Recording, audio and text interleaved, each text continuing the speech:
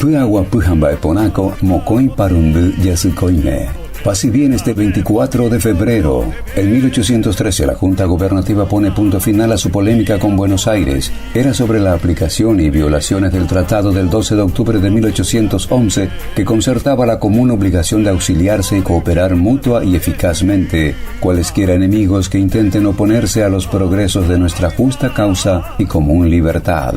En 1993 fallece Emigdio Ayala Báez, autor de Mi dicha lejana a mi pueblito Escobar, Sol de América, Lejana Flor, también en coautoría con Eladio Martínez, Dulce Polquita de Taperé y otras. Emigdio Ayala Báez nació en Escobar en 1917. 24 de febrero es Día de la Mujer Paraguaya. Lo declara la ley número 498/74 en conmemoración a la primera Asamblea de Mujeres Americanas que tuvo por escenario la ciudad de Asunción en el año 1867. Se recuerda el gesto histórico de un grupo de mujeres que decidieron ofrendar sus joyas y pertenencias valiosas a modo de colaborar con la causa nacional de la guerra contra la Triple Alianza. 24 de febrero, Día Internacional del Barman, del inglés hombre de la barra, persona que atiende a los clientes en la barra de un bar, cervecería, taberna, cantina o local de ocio.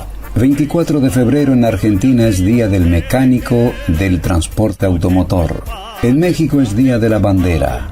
24 de febrero, festividad de Sergio y Modesto. La frase es del Papa Francisco.